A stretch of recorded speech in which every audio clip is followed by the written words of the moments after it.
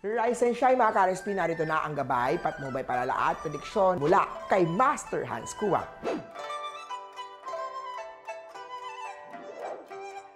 Para sa mga pinanganak ng Year of the Rat, nasa chart mo na ikaw makakapag-travel soon dahil swerte pagdating sa trabaho sa malayong lugar. Red at 1 ang swerte kay Year of the Rat.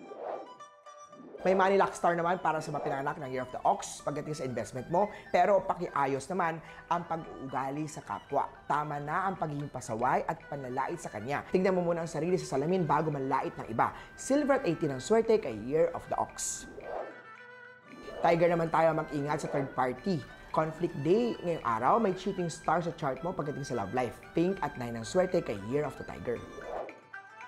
Rabbit naman na may happy family star sa chart, ipagluto ng masarap na pagkain ang buong pamilya at sabay-sabay na kumain.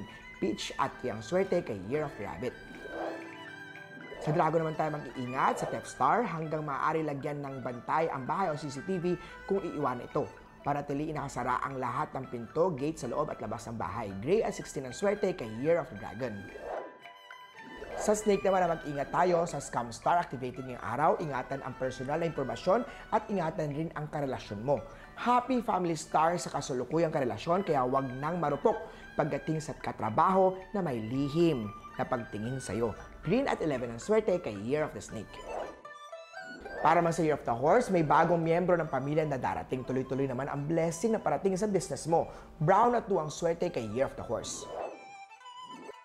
Sa Goat naman na nasasabik ka sa luho, extra income ang isipin at unahin ngayong araw. Huwag ang mga bagay na walang kabuluhan, matuto mag-ipon at huwag maging magasto sa bagay na hindi mahalaga. Yellow at 10 ang swerte kay Year of the Goat. Monkey naman, ikaw ang pinakamaswerte ngayong araw. May bagong customer o kliyente ang magiging loyal sa iyo at makakatulong sa pag-angat mo. Siya ay magiging ka-close mo ng sobra. May good health star activated sa chart. Purple at 8 ang swerte kay Year of the Monkey. Sa Rooster naman tayo maging wais sa pagbili at pagpili. Mag-ingat sa Scam Star na maaaring maranasan. Sa career naman, may magiging problema sa proyekto nyo na maaaring ikawala ng trabaho mo. Pero may iwasan yan kung planuhin na maigi ang bawat hakbang mo.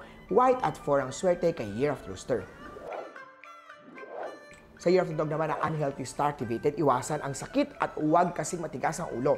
Magpa-check up ka na.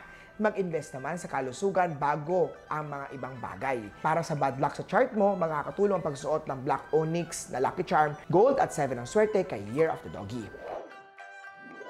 At sa Year of the Pig naman tayo, good decision. May blessing star sa chart, maganda ang magiging resulta ng desisyon ngayong araw.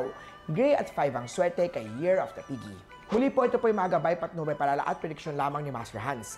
Nasa inyong mga kamay nakasalalay ang inyong tagumpay, kaya always be positive at i-claim ang mga swerte mga ka-RSP.